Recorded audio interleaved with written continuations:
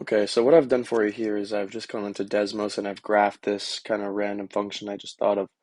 Y equals x squared plus 6x minus 1.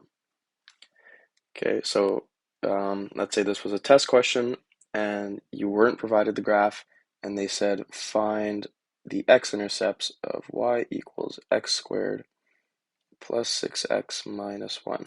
Okay, so find the roots, find the x-intercepts, find the zeros. These are all kind of the same thing of this function. So if we want to find the x-intercepts, right, we always set the function equal to 0 because its y value is, after all, 0. So 0 equals x squared plus 6x minus 1. Okay, so in my past videos, when I talked about factoring, factoring by grouping, factoring by the box method, there's not a coefficient in front of this x squared, so you might say, well, we can just kind of split up into two brackets here, right? And we have x and x, right? That multiplies to x squared. And we just have to think of two numbers that multiply to -1 and add to 6. Why don't you try and do that? Try and think of two numbers that multiply to -1 and add to 6. It's going to be pretty hard to do because that doesn't exist, right? So you're going to run into times where when you zoom in here, the x-intercepts aren't going to be whole numbers. Okay, so this x-intercept here, that's not a whole number. This x-intercept here, that's not a whole number. They do exist, they're just not going to be able to be solved by our typical factoring methods, right? So this isn't going to work.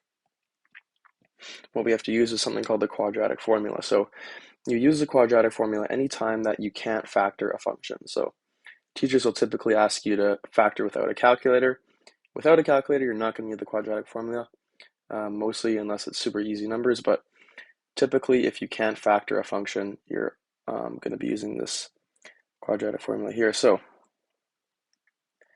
the quadratic formula is y equals, sorry, not y, x, right? We're finding x, x-intercepts equals -b plus or minus the square root of b squared minus 4ac all over 2a. Now, doesn't that look fun? Lots of people, they get intimidated by this equation, and I'm going to be honest here, it's probably even easier than factoring. Okay, if you watch my factoring by grouping videos, factoring by the box method, in my opinion, this is even easier. Okay, because all you're doing is you're plugging in numbers without even really thinking. So I'm going to do a video on how you can derive this formula, but for now, we can just use it, right? So what do all these letters mean? Well, b is going to be the coefficient of this second term. A is the coefficient on the first term, which is 1, because there's nothing there, it's an imaginary 1. And c is the coefficient on, or just the constant, sorry, the last term here is just the number, -1. So I'm going to write a equals 1, right, because it's just x squared. B equals 6, because it's plus 6x, and c equals -1, because it's minus 1.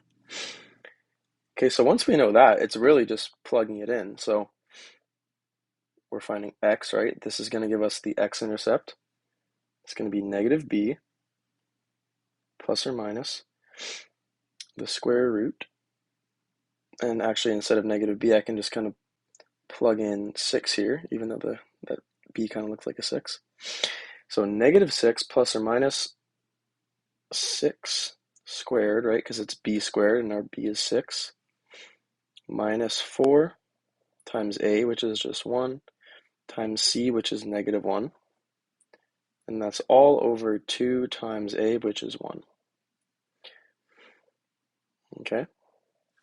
So this is going to equal, I'm just going to simplify it a bit here, -6 plus or minus the square root. So 6 squared is 36. -4 times 1 times -1, that's positive 4. So this is going to be plus 4 over 2 times 1, which is just 2. Okay, so I'm going to simplify even more. -6 plus or minus the square root, right, of 40 all over 2. Okay, the square root of 40, going over my radical expression simplification videos, right? If you haven't seen those, maybe take a look. The square root of 40, that's the same root, or that's the same as the square root of 4 times 10, right? If we bring out this 4, the square root of 4 is 2. So this is the same as 2 root 10. So a negative 6 plus or minus 2 root 10 all over 2. And notice how if you divide the negative 6 and the 2 by 2 on the bottom here, right? If you divide those by 2, we can get rid of the denominator, and we can simplify it into negative 3 plus or minus root 10. Okay, and the reason that we have this plus or minus here is because there's two answers, right? If we go up to the graph, right, it wasn't just one answer, there were two. So this is going to be negative 3 minus root 10, and this is going to be negative 3 plus root 10. And I'm going to show you right now, I'm going to put it in my calculator and figure out what each one is exactly. So negative 3 plus the square root of 10, that's going to be approximately 0.162277. A lot of sevens there.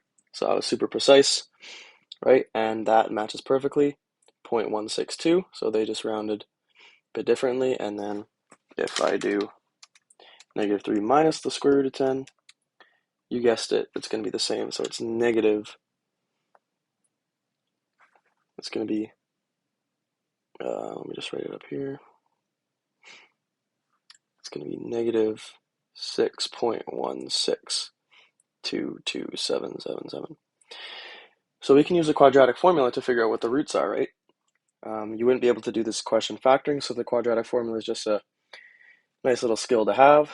It's super necessary in things like physics and even chemistry and stuff like that, where the numbers you're working with aren't going to be perfect. You're going to end up getting super ugly numbers like this, but it's really, believe it or not, useful in the real world and at least higher level high school and university courses. So I hope this was helpful. Drop a comment if you have any questions, and I'll see you in my next video.